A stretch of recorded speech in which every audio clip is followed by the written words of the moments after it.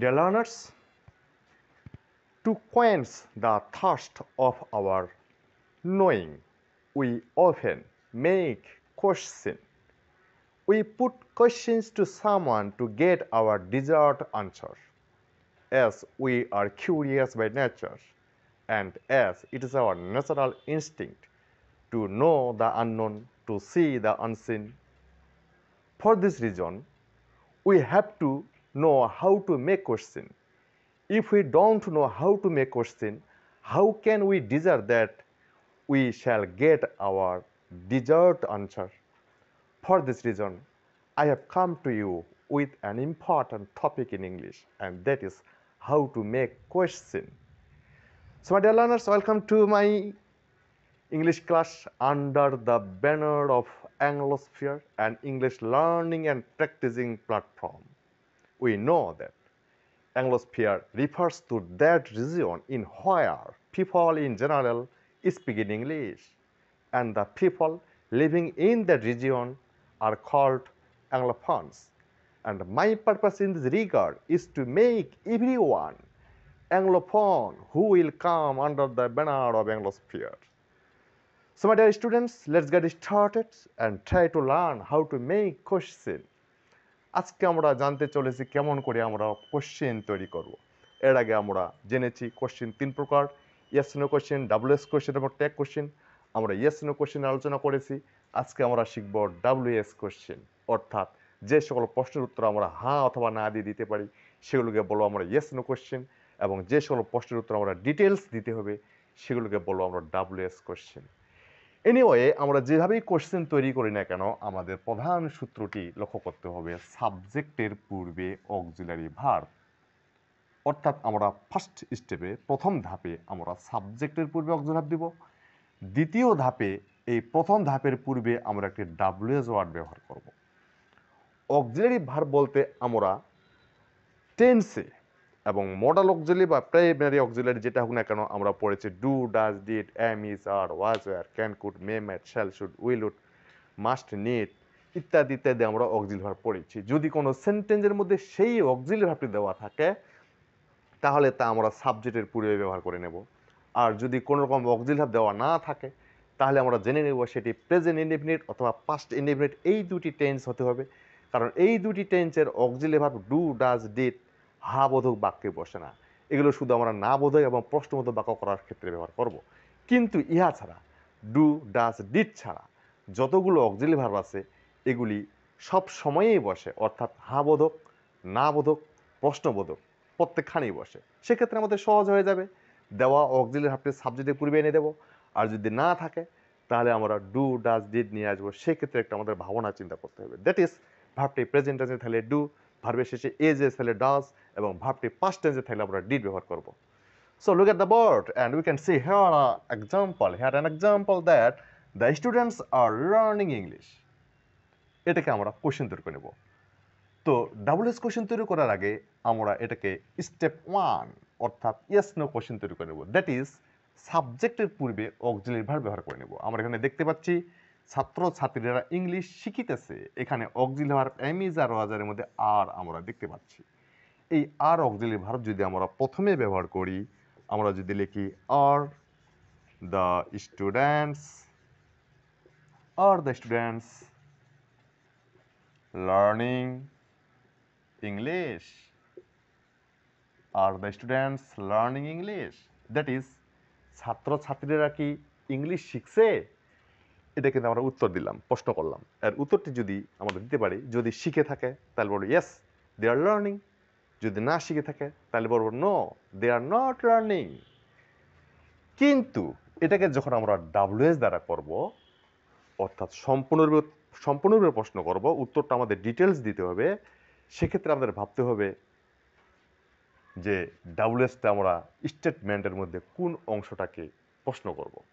অর্থাৎ আমরা প্রশ্ন করতে পারি ছাত্র ছাত্রীরা ইংরেজি শিখতেছে, আমরা প্রশ্ন করতে পারি কারা ইংরেজি শিখতেছে, অথবা বলতে পারি ছাত্র ছাত্রীরা কি শিখিতেছে। আমরা এখানে দুই উপায়ে ডাব্লিউএস কোশ্চেন বানাতে পারবো। তো আমাদের প্রথমে ভাবতে হবে আমরা প্রশ্নটা কি ধরনের করতে যাচ্ছি, একটা মানুষকে তার কি বিষয় নিয়ে প্রশ্ন করতে যাচ্ছি। তার স্থান বিষয় নিয়ে, তার সময় বিষয় নিয়ে, নাকি কি বিষয় নিয়ে? আমরা যে প্রশ্ন করি না কেন সেই প্রশ্নের ডাব্লিউএস ওয়ার্ডটি আমরা সিলেকশন করব, এরপরে আমরা শিখে নেব। আগে আমরা স্ট্রাকচার অনুযায়ী গঠনটা শিখে নেই। ধরলাম ছাত্রছাত্রীরা ইংরেজি শিখিতেছে, আমরা যদি এই ইংলিশটাকে প্রশ্ন করি, আমরা প্রশ্ন করতে পারি ছাত্রছাত্রীরা কি শিখিতেছে। ইংরেজি যেহেতু একটি ভাষা, একটি বস্তুবাচক, সেক্ষেত্রে আমরা বস্তুর ক্ষেত্রে আমরা ব্যবহার করব হোয়াট। হোয়াট মানে ডাব্লিউএস আমরা নিয়ে নিলাম। জেনে রাখা ভালো, আমরা সেই সকল ওয়ার্ডসগুলিকে ডাব্লিউএস ওয়ার্ডস বলবো যাদের শুরুতে ডাব্লিউএইচ লেটার দুটি রয়েছে। দ্যাট ইজ ইন্টারোগেটিভ প্রনাউনকে আমরা ডাব্লিউএস ওয়ার্ড বলতে নিতে পারি। যেমন who, whose, what, when, where, how, এগুলোকে আমরা ডাব্লিউএস ওয়ার্ড বলবো। তো আমরা যেহেতু ডাব্লিউএস কোশ্চেন শিখছি, ডাব্লিউএস কোশ্চেনের ফাইনাল স্টেপ যেটা, প্রথমে ডাব্লিউএস বসাবো, আমরা ডাব্লিউএস হোয়াট সিলেকশন করলাম, এই ইংলিশটাকে ধরে ডাব্লিউএস। এরপরে দেওয়া আছে স্টেপ 1, অর্থাৎ আমরা যে এই সূত্রটা ব্যবহার করেছি, এই সূত্রটা ডাব্লিউএস এর পরেই বসিয়ে দিব। দ্যাট ইজ এইটাই পুরোটাই। কিন্তু লক্ষণীয় বিষয় হলো, যাকে আমরা প্রশ্ন করব সেই অংশটুকু আমরা শুধু বাদ দেব। তাহলে what, WH what plus step 1 auxiliary নিলাম। What are the students learning? What's are the students learning? What are the students learning? ছাত্রছাত্রীরা কি শিখছে? উত্তর আমরা দিতে পারবো English, they are learning English. আবার প্রশ্ন করতে পারি, ইংরেজি কারা শিখতেছে? কারা মানে কে শিখতেছে? সেক্ষেত্রে প্রশ্ন করতে পারবো হু। হু, এই হু বলতে দ্য স্টুডেন্টসকে বোঝানো হচ্ছে। যেহেতু আমরা এখানে হোয়াট মানে কি, যখন আমরা ইংলিশটাকে টার্গেট করব, এর ক্ষেত্রে আমরা হোয়াট ব্যবহার করেছি, ওই টার্গেট ওয়ার্ডটি উত্তর লেখার সময় আমরা বাদ দিয়েছি। তদ্রূপ এক্ষেত্রে হু বলতে আমাদের দ্য স্টুডেন্টস, এটি আমাদের টার্গেট ওয়ার্ড, অর্থাৎ এটি আমাদের আন্ডারলাইন ওয়ার্ড। এক্ষেত্রে আমরা হু এর দ্য স্টুডেন্টসের পরিবর্তে লিখলাম হু। এখন প্রথম ধাপ, হু আর, দ্য স্টুডেন্ট বাদ পড়ে গেল, who are learning, who are learning English, কারা ইংলিশ শিখছে।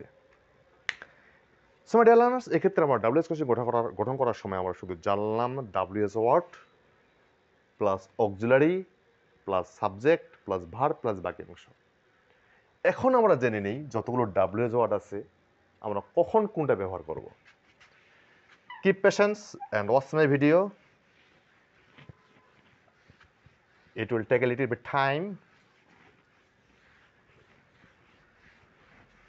because the class is going to be very important and it will take a little bit time for you. So watch the video. আমাদের যতগুলো WS আছে এগুলো আগে লিখে নেই। What ব্যবহার করি, হুস, হুম, হু, হুইজ, হোয়ার, হোয়েন, হাউ। আমরা মূলত এই ডাব্লিউএস ওয়ার্ডগুলি ব্যবহার করে থাকি।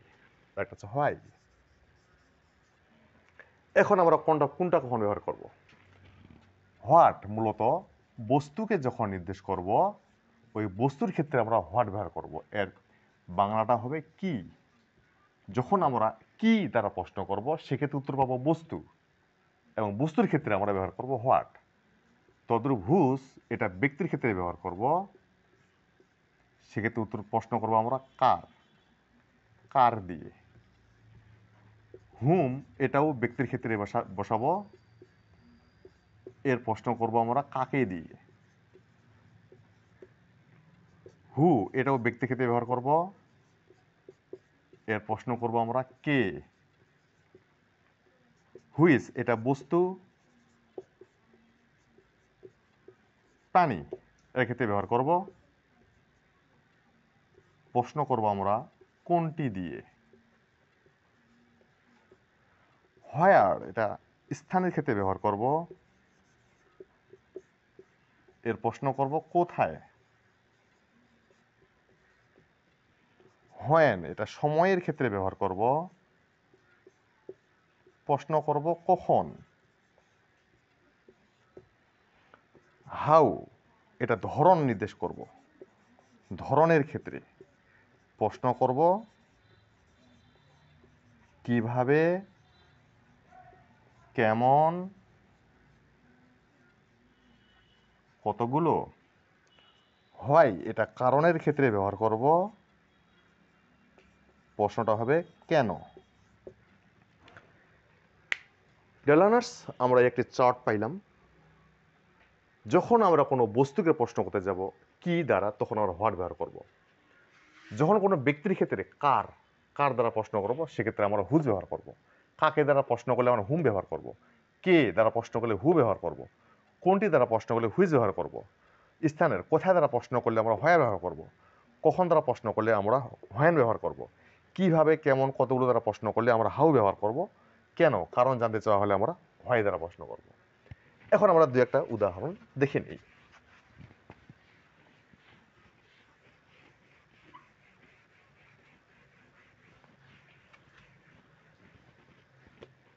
Suppose we live in Bangladesh. আমরা বাংলাদেশে বাস করি। এটা একটা স্টেটমেন্ট। এটাকে আমরা প্রশ্ন করতে পারি, তোমরা কোথায় বাস করো, কে বাংলাদেশে বাস করে। এই দুই উপায়ে প্রশ্ন করতে পারি আমরা। যেহেতু বাংলাদেশ একটি স্থান, এটার মধ্যে আন্ডারলাইন দেওয়া আছে, বা আমরা এই ওয়ার্ডটাকে প্রশ্ন করতে যাচ্ছি, স্থানটাকে প্রশ্ন করতে যাচ্ছি, সেক্ষেত্রে স্থানের পরিবর্তে আমরা কি ব্যবহার করতে পারি, হোয়ার। হোয়ার ডাব্লিউএস এরপরে নেব আমরা অক্সিলারি ভার্ব। যেহেতু এখানে কোনো অ্যামিজার ওয়াজারের মধ্যে কোনো অক্সিলারি ভার্ব নেই, সেক্ষেত্রে আমরা প্রেজেন্ট ইনডেফিনিট টেন্স হওয়ার কারণে আমরা অক্সিলারি নেব ডু। আমরা নিজে নিজেকে প্রশ্ন করতে পারি না, আমরা সেকেন্ড পার্সনকে প্রশ্ন করি, কাজেই উইটা হয়ে গেল চেঞ্জ এখানে ইউ। হোয়ার ডু ইউ, তারপর ভার্ব লেখার নিয়ম। হোয়ার ডু লিভ, উত্তর আসবে ইন বাংলাদেশ, এই বাংলাদেশে বাস করি। এই স্থানটাকে নির্দেশ করার জন্য আমরা হোয়ার দ্বারা প্রশ্ন করলাম। We became independent in 1971। আমরা 1971 সালে স্বাধীন হয়েছিলাম। তোমরা কখন স্বাধীন হয়েছিলে, আমরা এই সময়টাকে ইঙ্গিত করলাম। এটার জন্য আমরা ব্যবহার করব, সময়ের ক্ষেত্রে ব্যবহার করব হোয়েন। এখন দেখি এখানে অক্সিলারি নিয়ে আসতে হবে। ভার্বটি পাস্ট টেন্স আছে বিকেম, তার জন্য অক্সিলারি নেব ডিড। হোয়েন ডিড, ইউটা ঠিক সেইভাবে ইউ হয়ে গেল, ইউটা উইটা। হোয়েন ডিড ইউ, ডিডের পরে ভার্ব ওয়ান লিখব, বিকাম, বিকেম, বিকাম, মত এখানে করো become. When did you become independent, independent. তুমি কখন, তোমরা কখন স্বাধীন হয়েছিলে। সো মাই ডিয়ার লার্নার্স, আমরা তাহলে এখন বেসিক যে চেঞ্জটা, ডাব্লিউএস কোশ্চেন আমরা প্রশ্ন করার ক্ষেত্রে বেসিক যে চেঞ্জ, সেটা আমরা শিখলাম। কিন্তু আমরা যতগুলো ডাব্লিউএস ওয়ার্ড দেখলাম, হু, হুইজ, হোয়াট, হ্যান, হোয়ার, হোয়ার, হাউ, এগুলোর আরও ভিন্ন ভিন্ন ব্যবহার আছে। এরপরে ক্লাসে আমরা সেগুলো ভিন্ন ভিন্ন ব্যবহারগুলো শিখে নেব। আপাতত বেসিকটা শিখলাম যে কেমন করে ডাব্লিউএস কোশ্চেন গঠন করতে হয়, সূত্রটা কি, আবার একটা রিপিট করি। WH word, auxiliary, subject, verb, বাকি অংশ। প্রথমে ডাব্লিউএস ওয়ার্ড বসবে, তারপর অক্সিলারি থাকতে হবে। যখনই কোনো ইন্টারোগেটিভ হোক না কেন, সাবজেক্টের পূর্বে যেন অক্সিলারি ভার্ব থাকে, এটুকু আমাদের খেয়াল রাখতে হবে। Bye, thank you very much for watching my video.